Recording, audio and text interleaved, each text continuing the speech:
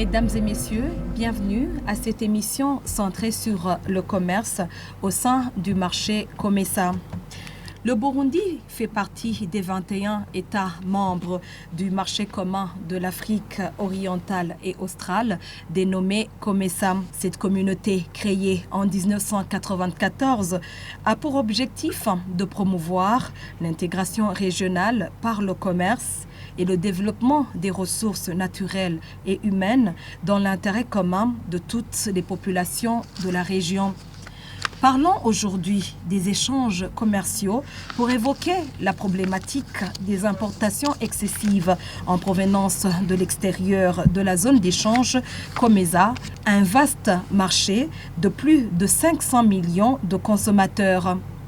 Selon les données tirées du premier forum regroupant les pays membres du COMESA, sur la promotion du commerce intra-COMESA tenu à Bujumbura en date du 11 décembre 2023, il a été ressorti que seuls 9% des produits sont échangés à l'interne de COMESA à COMESA, contre 91% de ceux en provenance de l'extérieur des pays membres, ce qui devient cher en termes financiers pour cette communauté. Des questions peuvent s'opposer, entre autres, quels sont les projets de grande envergure en matière de commerce au sein de COMESA? Quels sont les défis qui empêchent la collaboration effective entre les États membres au commerce intra-COMESA? Comment capitaliser les produits de cette zone précise et que faire pour renverser la tendance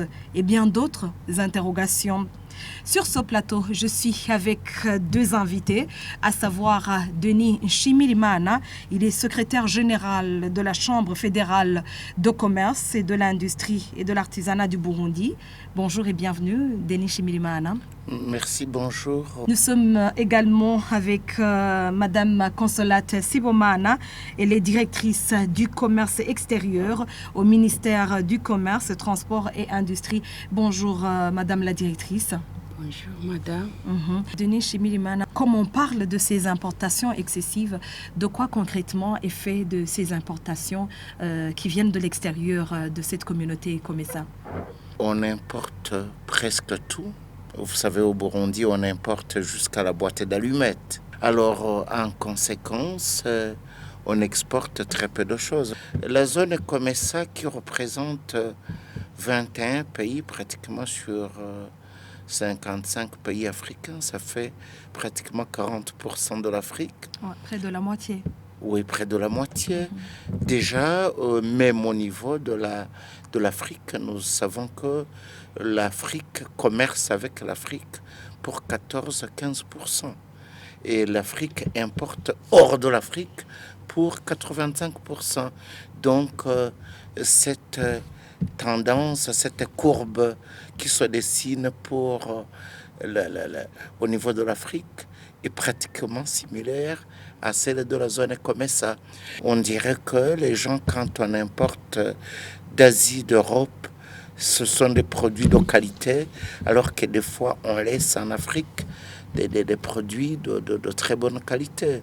Et oui, la directrice du commerce extérieur, est-ce qu'il y aurait-il un protocole du COMESA qui parle en matière des échanges commerciaux intra-COMESA? Dans son protocole, il a organisé une zone de libre-échange. La zone de libre-échange du COMESA regroupe 15 pays, je crois, dont le Burundi. Le COMESA aussi participe dans une zone de libre-échange tripartite qui regroupe COMESA, EAC et SADC. Et oui, Denis Nshimirimana, pourquoi dans cette communauté COMESA, on ne fait pas vraiment la promotion des produits qui pourraient être échangés entre les pays membres du COMESA? Imaginez-vous, Antananarive, Bujumbura, c'est vraiment loin, il faut y aller par avion, et les tickets d'avion coûtent cher, et des fois, les moyens ne sont pas vraiment là. Et puis, il y a des choses que l'on n'exploite pas, c'est probablement le commerce électronique. Oui, est-ce que vous trouvez que les États membres du COMESA, ils collaborent entre eux en ce qui est des échanges commerciaux? Il y a cette collaboration qui est effective? Il y a collaboration parce que même au niveau du COMESA, il y a une zone de libre-échange. Même au niveau du COMESA, ils travaillent sur la facilitation des échanges. Ils travaillent sur les barrières non tarifaires dans la région. Certains pays de la zone du COMESA, ils collaborent. Je fais l'exemple du Burundi avec la RDC. COMESA prône beaucoup avec le commerce transfrontalier. Denis, on parle de cette problématique des importations excessives dans la zone COMESA, des produits qui viennent de l'extérieur de cette zone. Si on importe plus que l'on exporte dans cette zone, et quel est le manque à gagner justement? Ça pose un sérieux problème. Nous devenons un marché de consommation. Ça devient difficile de tenir notre économie.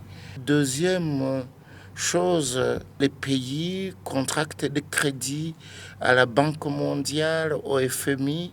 Alors, au lieu de se développer entre eux et de développer le volume d'échange entre eux, nous prenons des milliards de dollars chaque année.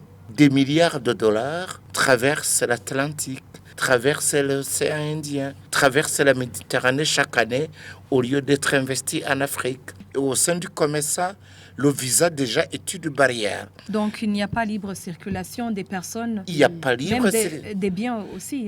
Un camion, c'est un camion avec chauffeur, naturellement. Des pays d'ailleurs comme la Zambie, où se trouve aujourd'hui le secrétariat général du COMESA, c'est un pays où il est difficile d'entrer. Madame la directrice, comment est-ce que les pays membres de cette communauté pourraient capitaliser les produits de cette zone pour que les échanges soient vraiment effectifs? C'est tout simplement s'attaquer à la production. Il faut produire et promouvoir les échanges intra-COMESA. Il faut aussi encourager l'import-substitution.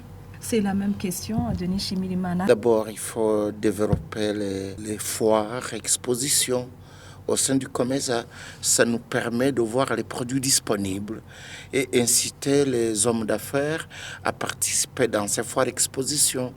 Créer des plateformes en ligne pour voir la disponibilité de produits. Dans le cadre de la production, développer un certain nombre de chaînes de valeur. Il faut développer les postes frontières à arrêt unique. Mais sinon, la solution, c'est de s'industrialiser et puis de développer les infrastructures. Si nous devons développer l'Afrique, il faut y rendre vraiment réel et tangible la zone libre d'échange continentale africaine et puis réduire au strict minimum les frais de douane, n'est-ce pas? Et puis enfin, développer le commerce électronique. Et oui, Madame la directrice, qu'est-ce qui devrait être fait concrètement pour que la tendance soit renversée, pour que cette communauté COMESA ait aussi une force pour renverser la tendance pour ce qui est des importations excessives? Il faut élaborer une stratégie de promotion des exportations où on doit mettre des lignes directrices qui peuvent être suivies pour renverser la tendance. Il faut aussi continuer à s'intégrer dans la communauté jusqu'à la zone de libre-échange continentale. Et oui, voilà, c'est la fin de cette émission. Merci à toutes et à tous de l'avoir suivi. Merci à Denis Shimirimana, vous êtes secrétaire général de la Chambre fédérale du commerce et de l'industrie et de l'artisanat du Burundi. Merci d'avoir répondu à notre invitation. Merci beaucoup, c'est moi qui vous remercie plutôt. Merci aussi à Consolate Sibomana, vous êtes directrice du commerce extérieur au ministère du Commerce, des Transports et de l'Industrie. Merci de m'avoir invité. Très bonne suite des programmes sur Isanganiro. Au revoir.